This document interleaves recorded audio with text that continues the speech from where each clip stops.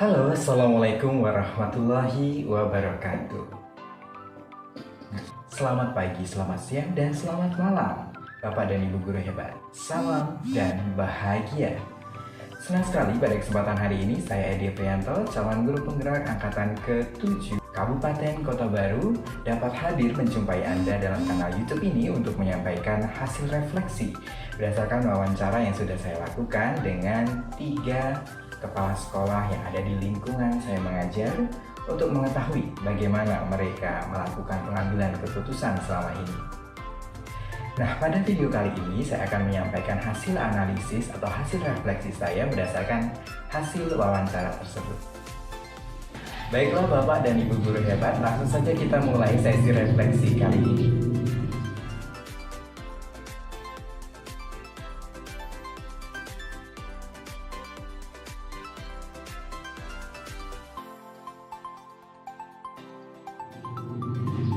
Kita mulai dari pertanyaan yang pertama. Iya, berdasarkan dari wawancara saya dengan ketiga narasumber yang sudah Bapak Ibu tonton di video-video sebelumnya, tentunya banyak hal yang kita pelajari, terutama saya pribadi pelajari dari video tersebut atau dari hasil wawancara tersebut. Dari kesemua hasil wawancara itu, para kepala sekolah pada umumnya sudah menerapkan prinsip-prinsip, paradigma, dan langkah-langkah pengambilan keputusan. Namun, memang kalau kita perhatikan Bapak dan Ibu guru hebat, para kepala sekolah ini mungkin tidak menyadari bahwa itu adalah prinsip-prinsip, paradigma, dan langkah-langkah pengambilan keputusan yang selama ini sudah mereka aplikasikan. Dari hasil wawancara itu, saya merasa banyak hal atau fakta-fakta yang muncul. Ternyata mayoritas dari 3 kepala sekolah yang sudah saya wawancara tersebut mengambil keputusan dengan mengutamakan kebenaran umum atau dengan mengutamakan kebahagiaan orang banyak. Dan ini berkaitan juga dengan prinsip pengambilan keputusan, yaitu berpikir berbasis hasil akhir atau ends-based thinking, di mana para kepala sekolah ini akan mempertimbangkan beberapa hal yang mana keputusan tersebut nantinya akan bisa memberikan kenyamanan dan rasa adil bagi mayoritas. Meskipun nantinya akan ada minoritas atau orang-orang tertentu yang tidak setuju dengan keputusan yang mereka ambil. Tetapi dengan demikian, Bapak dan Ibu guru hebat, kita bisa menilai bersama-sama dan memutuskan bahwa ternyata untuk mengambil suatu keputusan kita harus mengorbankan kepentingan sekelumit orang untuk bisa mendapatkan kemaslahatan bagi orang banyak. Baiklah Bapak dan Ibu guru hebat, refleksi yang kedua yaitu mengenai apa sih hasil dari wawancara yang sudah saya lakukan kepada 3 narasumber tadi. Baik, dari ketiga narasumber ini, secara umum ketiganya melakukan pengambilan keputusan berbasis hasil akhir atau end-based thinking. Ya, dari ketiganya sangat berkesan Bapak dan Ibu guru hebat. Di podcast pertama dengan Bapak Ono, beliau juga sangat tegas menyampaikan bahwasanya kebenaran umum itu biasanya lebih menonjol dan diutamakan. Kemudian kalau dari sisi yang kedua, yaitu dari sudut pandang Bapak Suwarno, beliau juga mengutamakan kepentingan orang banyak. Dan yang terakhir dari Bapak Rukman juga, beliau sangat sekali mengedepankan objektivitas dan juga nilai-nilai yang menurut beliau sangat urgent untuk situasi-situasi tertentu. Jadi tidak bersifat kaku ya, namun lebih fleksibel.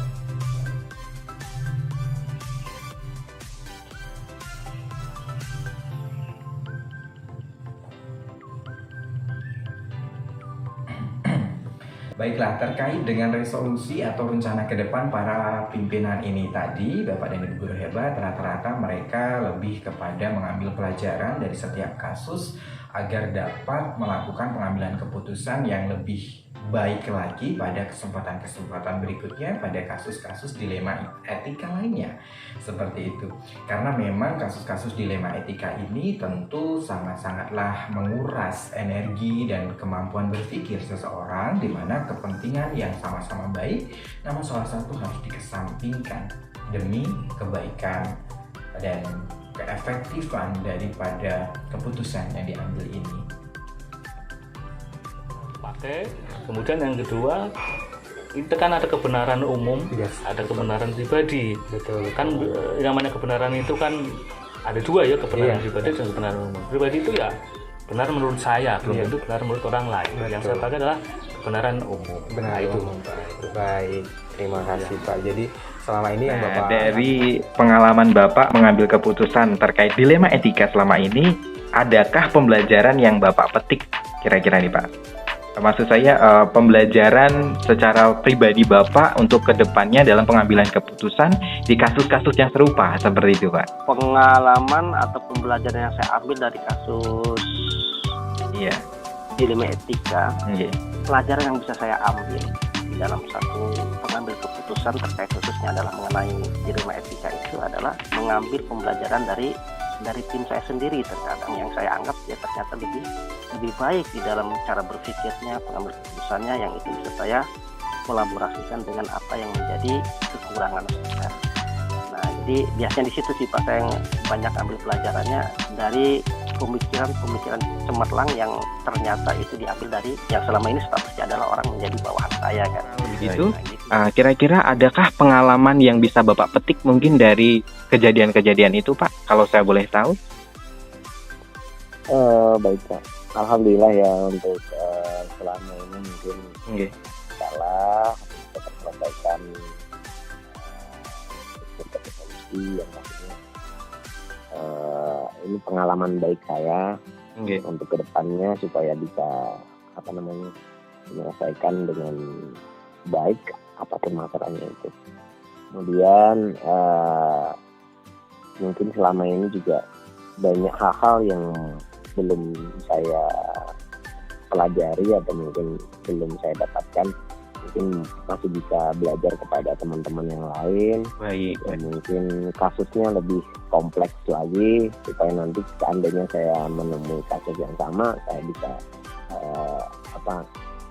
mencontoh atau mungkin bertukar pikiran lah kepada teman-teman yang lain yang mungkin lebih senior daripada saya, yang lebih hebat dari saya. Mungkin, Pak.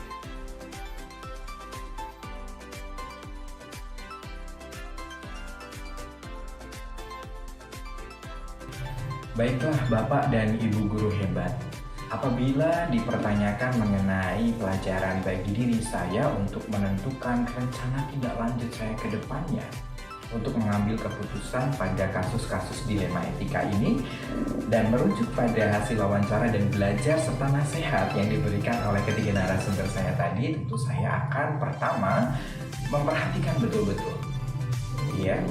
Memperhatikan betul-betul kira-kira masalah ini masalah yang seperti apa, lalu menimbang dan melihat fakta-faktanya, untung rugi atau manfaat daripada keputusan yang akan saya ambil. Karena dilema etika seperti kita ketahui Bapak dan Ibu guru hebat, dua keputusan yang mungkin itu sama-sama baik, namun kita harus memilih yang terbaik. Kita harus memilih yang paling prioritas untuk kita ambil pada kesempatan tersebut, mengingat manfaatnya lebih banyak daripada keputusan yang lain. Dan nilai-nilainya sama-sama baik, namun nilai kebajikan yang akan saya putuskan ini lebih urgent pada saat itu. Nah, dari pengalaman-pengalaman itu, setelah menimbang fakta-fakta, lalu saya akan memutuskan dengan prinsip berbasis hasil akhir. Seperti itu, karena bagaimanapun juga prinsip menurut saya pribadi, prinsip berbasis hasil akhir ini lebih mengesampingkan ego pribadi dan lebih objektif melihat manfaat bagi orang banyak. Walaupun terkadang tidak minim kritikan, bahkan marah terhadap kritikan. Seperti itu Bapak Ibu.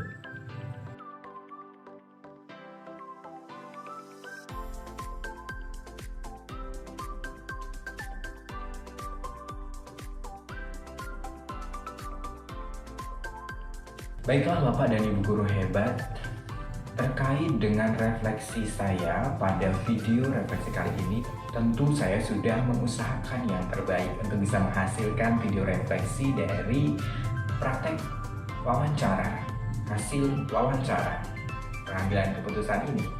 Namun, apa yang akan saya rasakan apabila orang lain menonton video ini atau menyaksikan hasil video refleksi ini, tentu saya pertama akan merasa, ya saya masih harus belajar banyak hal dan tentu banyak kekurangan di sana sini, tapi tidak membuat saya rendah diri, tapi lebih termotivasi untuk menjadi lebih baik lagi dan menghasilkan produk-produk yang lebih berkualitas dari produk sebelumnya. Karena seseorang yang akan maju dan berkembang tentu membutuhkan kritik yang sangat pedas, bahkan ada juga yang menerima kritik-kritik yang tidak kalah menyakitkan. Tapi apabila kita bisa mengambil sisi positif dari hal tersebut, maka akan memacu adrenalin kita untuk terus berkembang.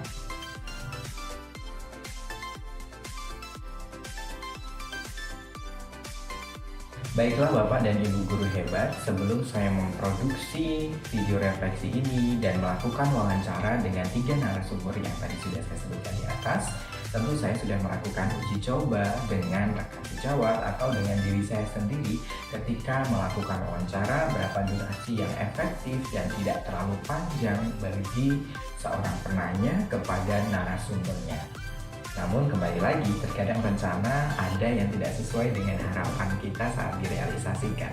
Dan itulah letak di mana kita bisa berkembang, belajar dari pengalaman. Mungkin itu Bapak dan Ibu guru hebat yang dapat saya sampaikan dalam video kali ini. Terima kasih banyak karena sudah meluangkan waktu Anda untuk menonton video ini. Kepada fasilitator, para pengajar praktik, dan rekan-rekan guru penggerak lainnya, tetap bersemangat, bergerak dan menggerakkan untuk merubah Indonesia bertransformasi menjadi pendidikan yang lebih baik dan memerdekakan peserta didik, memanusiakan mereka, memaksimalkan potensinya. Terima kasih, saya undur diri, sampai jumpa di video selanjutnya. Sampai jumpa. Assalamualaikum warahmatullahi wabarakatuh. Salam dan bahagia.